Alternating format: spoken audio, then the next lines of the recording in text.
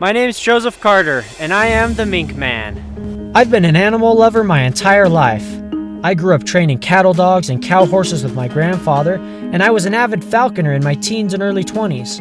When I was a senior in high school, I started learning about the American mink. I was told that mink were horrible, vicious little animals who were impossible to tame. Challenge accepted. I've been in love with mink ever since, and have devoted the last 14 years of my life to learning about this marvelous little predator. I get mink from fur farms and give them a new life. In this new life, my mink live as naturally as possible, even hunting for their dinner the way a wild mink would. So come join me on my adventures as we learn more about this intense little predator, the amazing American mink.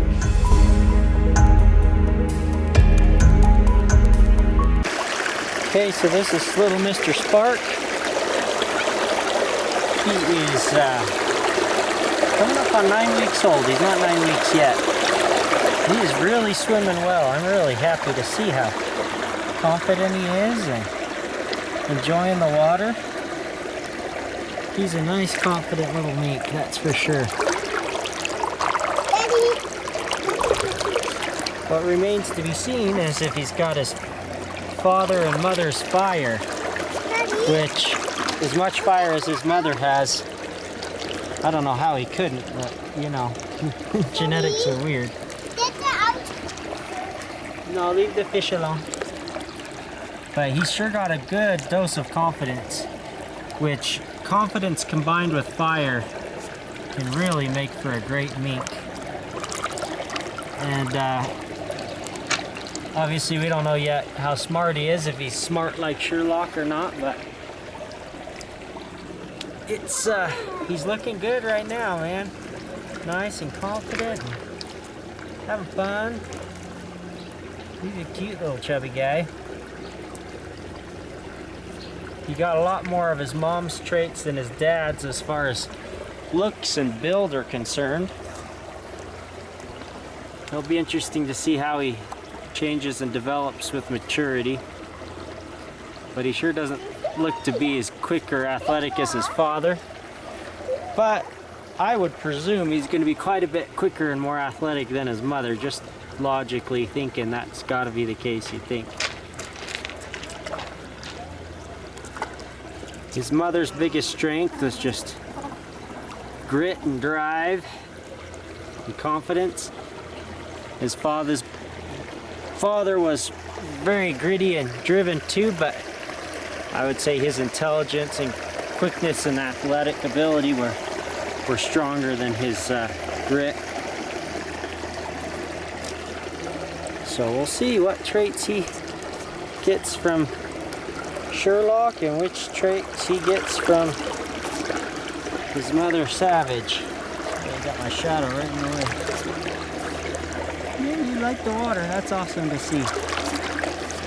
Awesome to see you so confident and interested in the water.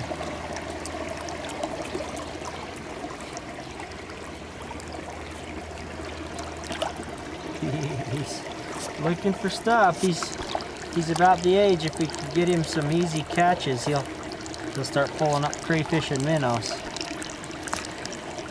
He's definitely ready for it. I'm wondering if we should do the old fish tank training that we usually do. Those videos used to get a lot more views, but it doesn't seem like people, I don't know, they've lost interest in that, so I don't know if it's worth filling up the tank. What do you guys think? What's your opinion? Do you guys love the fish tank training videos where you get to see the mink chasing the fish around?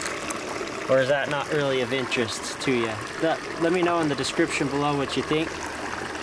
With our pond set up, we really don't have to do the fish tank setup training anymore because we have such a beautiful place that we could do all the training in the pond.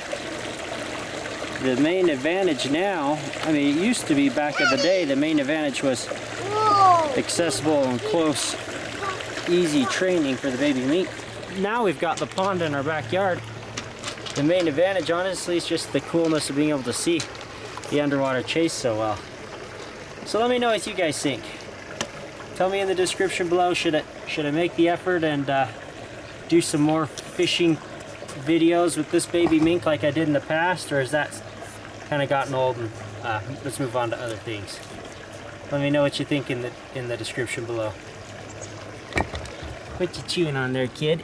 Huh? What you chewing on there, kid? You trying to pull up our pond liner? That's not a good idea. Need to get a rock over that, huh? Some rocks. Baby mink at this age would be following their mothers around, and she would be catching the overwhelming majority of their prey. But since they're out and about and starting to learn, they should at least occasionally pull up a little minnow or crayfish or maybe a immature mouse. Just the easiest of items are potentially prey at this age. And then pretty much how they progress is every day they get more and more confident. They learn from their successes, and both their physical abilities and instincts mature just with time, even without the practice of looking for prey. So between their brain learning from their successes and their maturity giving them better instincts and stronger, faster bodies, they little by little begin to catch more and more prey, and then move up to more and more complex prey, you know, from minnows to panfish, and from panfish maybe to something a little bigger like a young carp or something. And they just little by little progress. When you're talking mammalian prey, they'll start out obviously with mice and voles, and then they might progress up to chipmunks, and then eventually they might get something a little bigger like a bunny or a... Bunnies are easy actually. Hard to catch, but easy to kill. But they'll just progress little by little until they eventually don't really need their mom. Come the end of the summer, they are driven out, is our understanding. Driven out of the territory by the mother. And they, at that point, know how to hunt and fish on their own, so they just survive. Or they don't. That's kind of how nature works. Most animals don't. The overwhelming majority of babies born in the spring are dead before their first birthday, and that's the case of almost every animal. There's a few exceptions out there like elephants and such that have one offspring every few years. You know, they might have a decent chance at surviving their first year, but most animals do not have a very good chance of making it their first year. I've heard studies with birds of prey that it's 80% of the babies hatched die before their first birthday. I haven't heard any statistics for mink. I don't know that we know. But the majority of them, just like other wild animals, don't make it to their first birthday. That's the rigorous nature of being a wild animal. This guy being lucky, he gets to have the best of both worlds. He can hunt and fish like a wild mink, get outside and experience real nature just like a wild mink. But the chance of him surviving to his first year is very, very good. He's got a far higher chance of surviving than of dying his first year. Whereas, like I said, in the wild, something like 80% are gonna die before their first birthday. So not only does he have a much higher chance of survival, but he also gets the joy of living a semi-wild life, whereas maybe someone's pet or an animal in a zoo or something like that, they might have the longevity, but their quality of life just doesn't compare to what this little guy's gonna get. Huh, you get the best of both worlds, little Mr. Spark.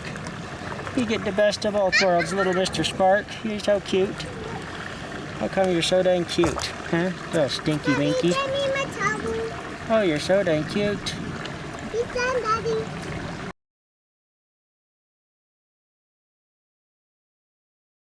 Hi guys, hope you enjoyed the video. YouTube has been tightening down on their censorship. I in fact just barely got a strike for a video that I thought was totally fine. But nope, they gave me a strike, took it down, and you guys are never gonna see it. So what happens to that and many other videos that I already know are gonna get a strike, so I don't even try and put up on YouTube? Well, they go on my Minkman's exclusive club. This club allows me to show videos that I never could show on YouTube. So, if you guys feel like you're missing out seeing these little clips, well, you really are. I'll post whatever I can here on YouTube, but the rest is going to be going to my exclusive club. So just click on the link in the description below and find out what you're missing.